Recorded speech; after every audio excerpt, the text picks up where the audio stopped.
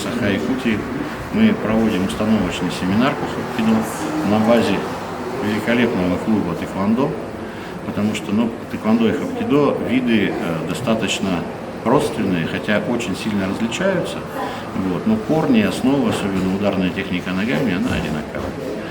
Поэтому очень успешно хапкидо развивается именно среди профессионалов, которые занимаются олимпийским тэквондо. Завтра у нас завершающая тренировка и пройдет аттестация. Инструкторские составы будут пытаться сдать на мастерские степени, на черные пояса. По результатам загадывать не буду, но общее впечатление: ребята молодцы. Глаза горят, очень интересно, вопросами просто засыпают, причем не только старшие, а даже малыши, которые обычно с опаской относятся к болевым приемам, которых очень много в хапкидо.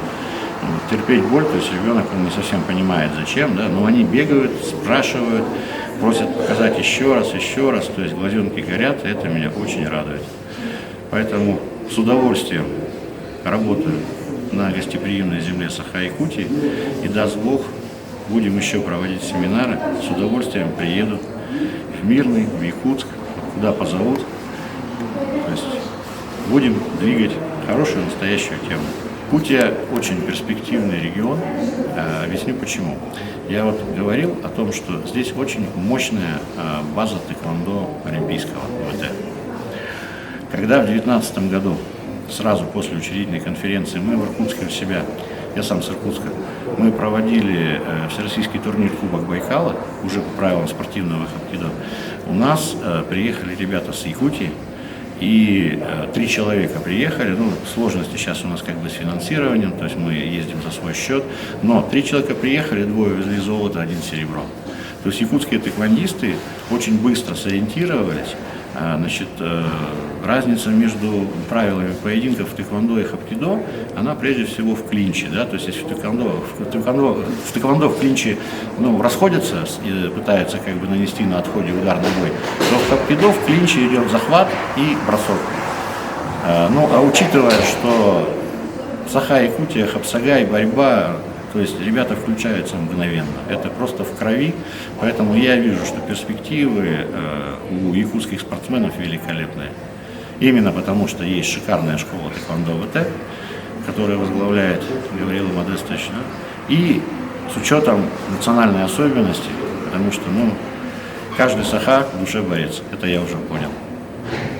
Вообще в хапкидо 5 спортивных дисциплин, то есть спортивные поединки, это на самом деле не совсем хапкидо, это больше для молодежи, которые хотят покуражиться, побиться, выиграть медали и прочее. Но еще есть спортивные дисциплины хасинсуль, по которым выступают люди.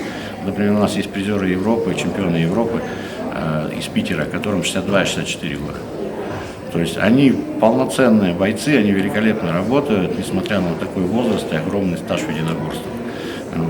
Этим можно заниматься всю жизнь, и эти разделы, то есть хасинсуль, фристайла с оружием, то есть у нас еще есть традиционное холодное оружие корейское. Это те вещи, которые чисто прикладные и которые составляют суть и дух хапкидо. То есть можно заниматься этим с юного возраста, 4-5 лет, и до упора. Лишь бы было желание. А вид сам по себе очень интересный, очень красивый, очень динамичный. Сейчас мы проводим установочный семинар. Завтра тренера сдают аттестацию на черные пояса и начинают в своих клубах регулярные систематические тренировки по хапкидо.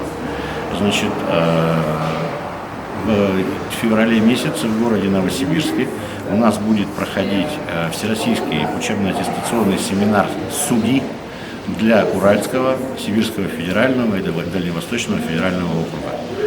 Там однозначно будут спортсмены и судьи с Якутска, потому что развивать вид, не имея собственный судейский корпус, это нереально.